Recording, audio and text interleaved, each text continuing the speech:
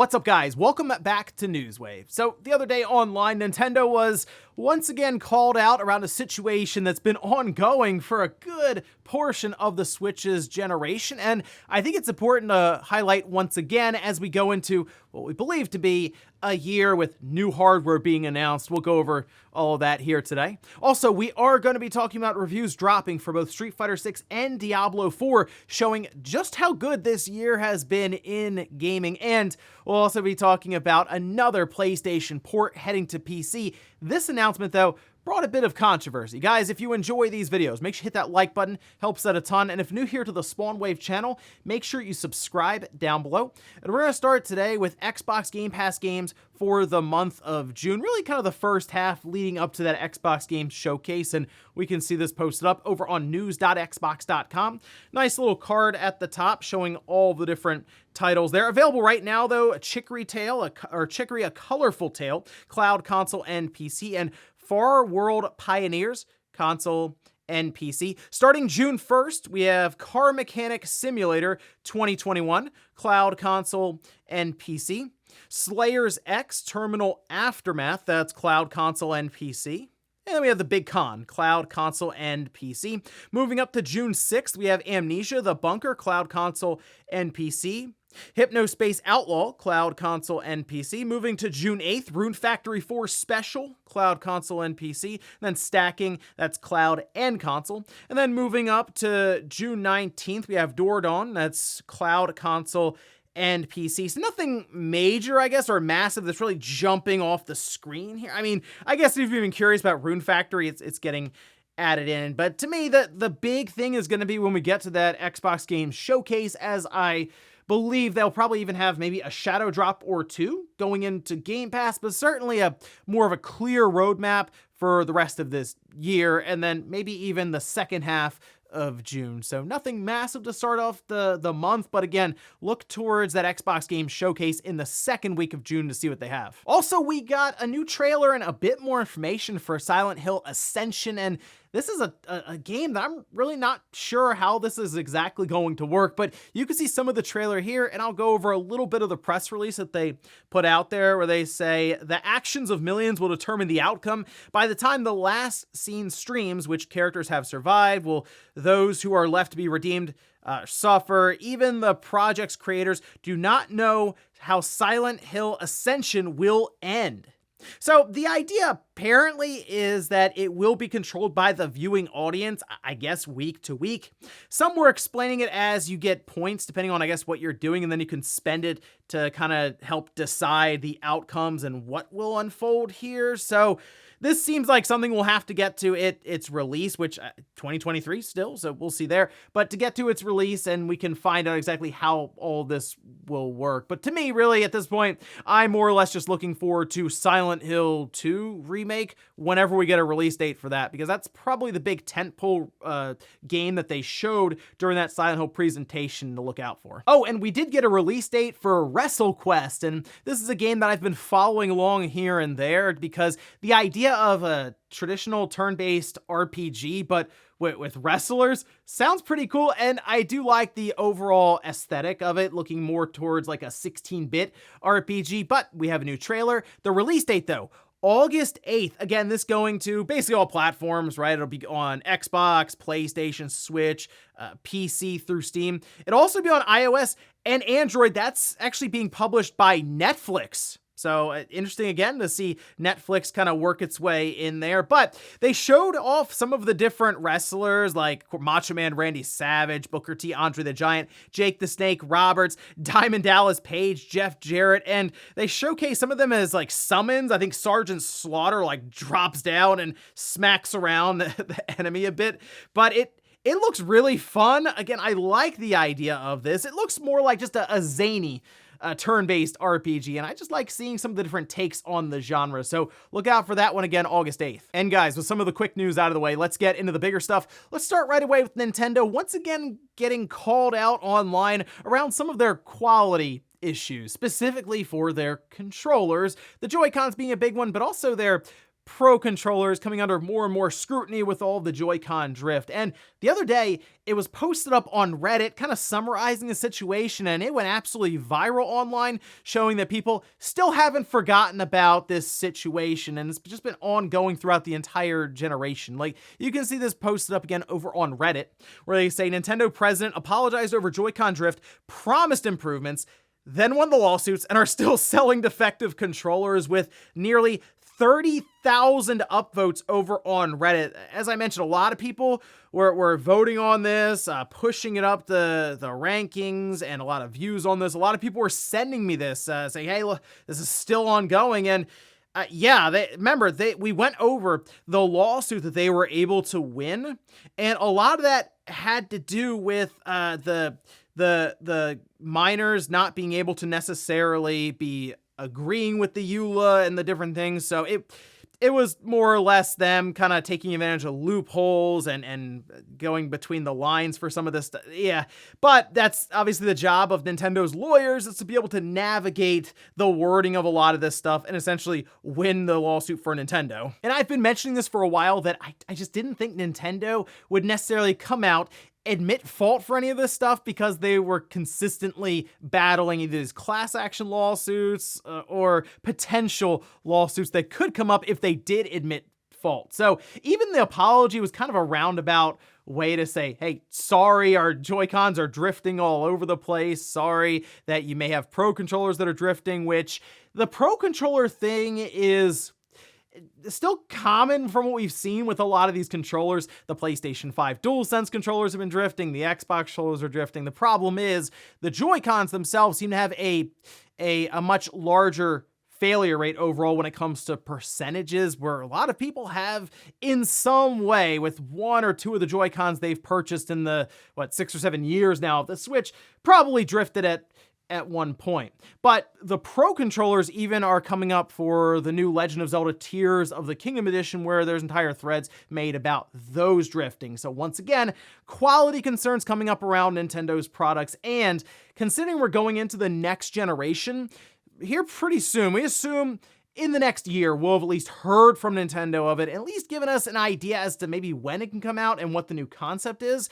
A lot of the talk is around, obviously, games, the hardware itself, how capable will it be, but there hasn't been as much talk around the input device that you'll be using, and if Nintendo is able to learn from what's happened here with the Switch and maybe work to improve it going into the next generation. Because, as I mentioned, I just didn't see them turning around, admitting fault, opening themselves up to lawsuits, and then replacing and changing out the technology they're using now, because they're already kind of too far into the generation. So if they show up in the next generation and it's like, hey, Joy-Cons are still a thing, yeah, then you got to kind of look at Nintendo a bit sideways and go, hold on, you didn't learn anything from this past generation, so we'll keep an eye on that one. But yeah, Joy-Con drift, even Pro controller drift, still a thing, and people definitely remember. Next up, let's talk about a couple of games that had their reviews go live yesterday. And I've talked a little bit about how 2023, at least the first half, shaping up to be an incredible time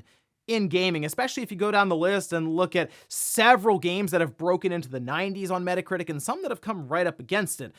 Well, yesterday, Diablo 4 and Street Fighter 6 both had their review embargoes lift, and let's start with Diablo 4, coming in right now at an 88. This is on PC with the most review scores. I think if you go over to like the Xbox Series X, maybe even the PS5 at this point, although that's close, it has broken into the 90s. But of course, we look at some of the review categories that have the most critics reviews. In this case, on PC, if you look at the split though, 41 positive, 3 mixed, 0 negative. Now, Diablo 4 is out next week on the 6th. I believe they're doing like an early access period and stuff. I think depending on which edition you've bought or anything like that.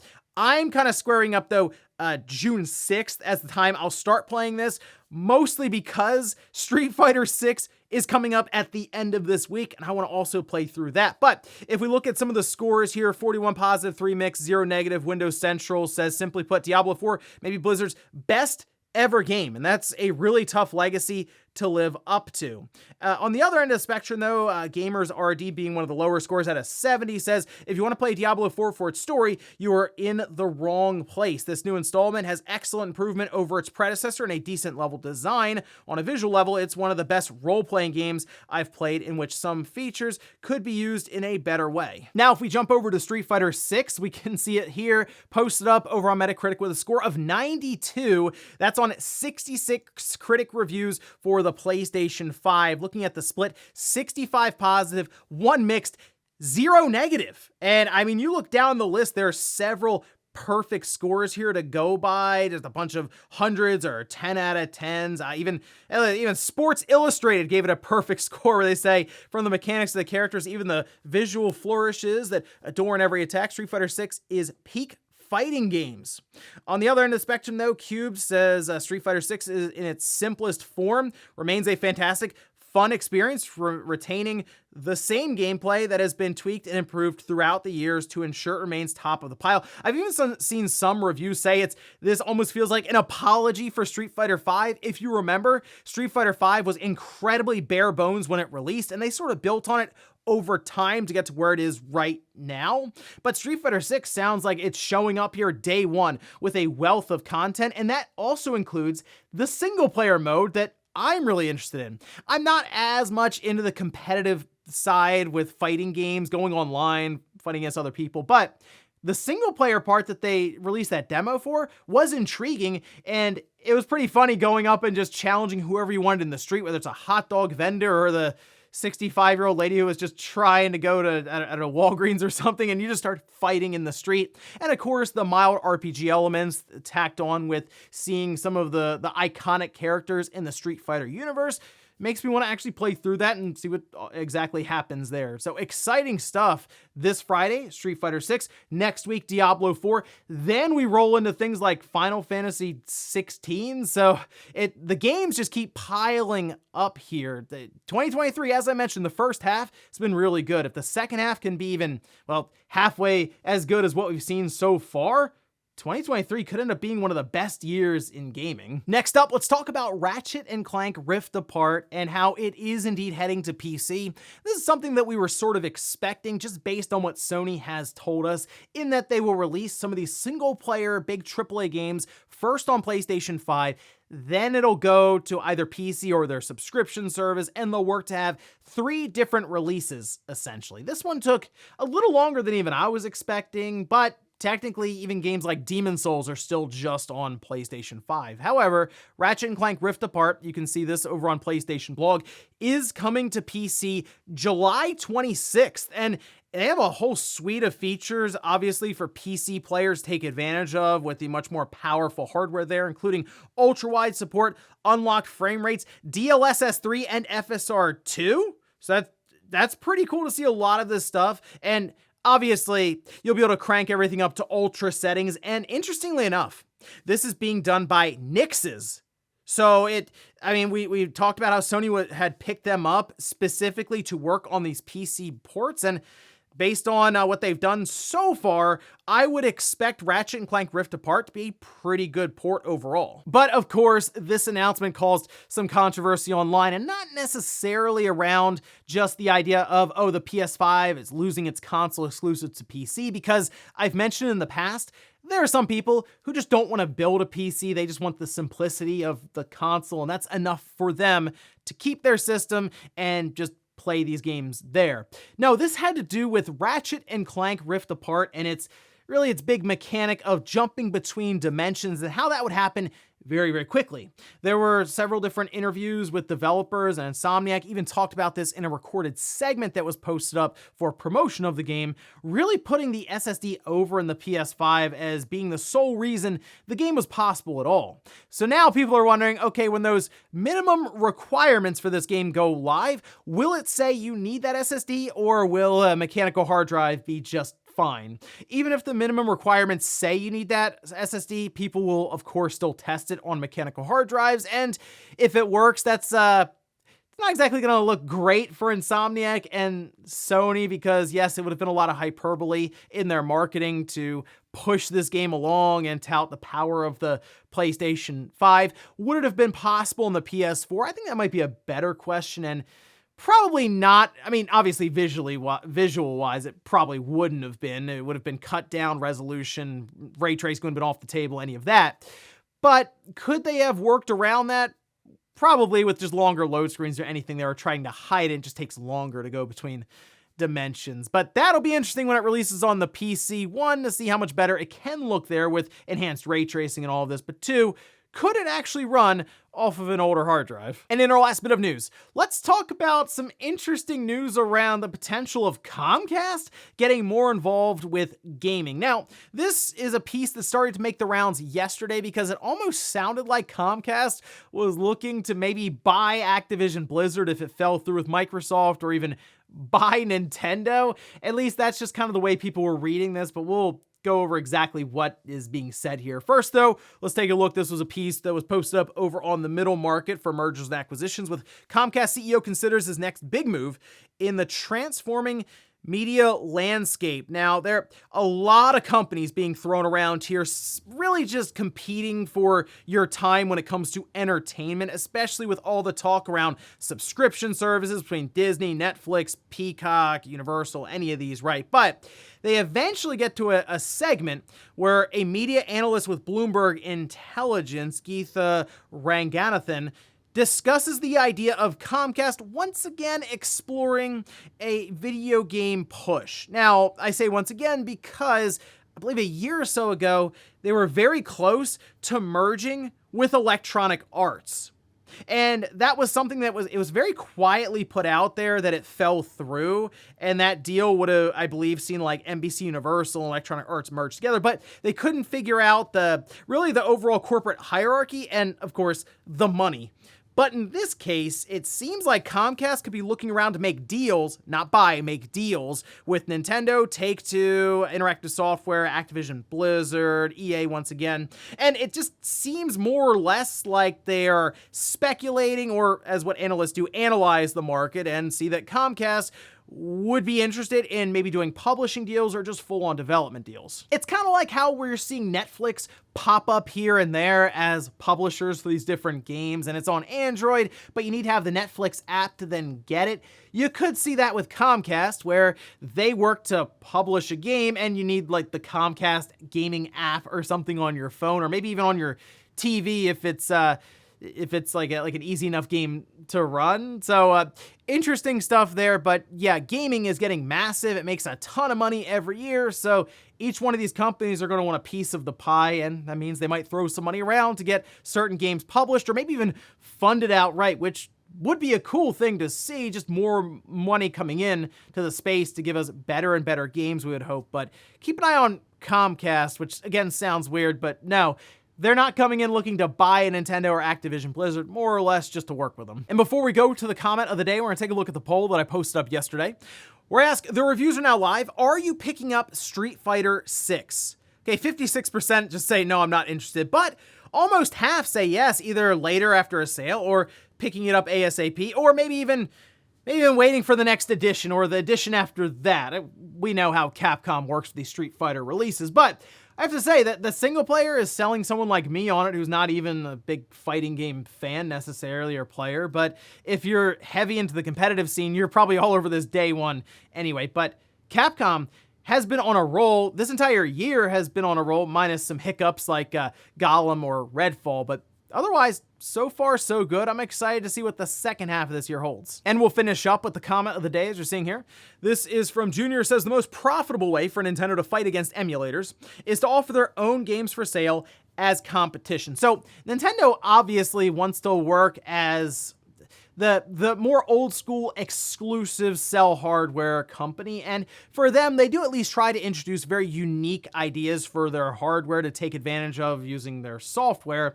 But the part that really gets me is their legacy software, not their new stuff, but stuff dating back to the NES. You feel like that application that they have right now that's part of their Nintendo Switch Online service could just be Nintendo Online and it be sold across the board. Phones, TVs, right? A lot of TVs can probably play these 8 or 16-bit games, or even on PC. And then you just rack up the subscriptions all over the place and make a bunch of money. But Nintendo does this thing like the Disney Vault, where they just lock stuff away. Like Mario 3D All-Stars, they actually pulled that down, which is very weird. Or Mario 35, pretty cool idea. Gotta shut that down though. So that's just the way Nintendo operates. It doesn't make a lot of sense to most of us with some of that legacy software, but it's just the way Nintendo seems to do things. And ladies and gentlemen, that's going to do it here for Newswave. If you enjoyed this video, guys, hit that like button. If not, hit the dislike. Leave comments down below about everything we talked about here today, whether it's Nintendo and their stick drift situation that's been ongoing throughout basically the entire Switch generation. Do you think they're going to work to change things up and improve on that going into their next hardware generation? Then also, what about Street Fighter 6 or Diablo 4? Are you picking either of those up? And then Ratchet and Clank heading to PC. Do you think it'll work on an older mechanical hard drive? Thanks guys for watching, and I'll see you next time.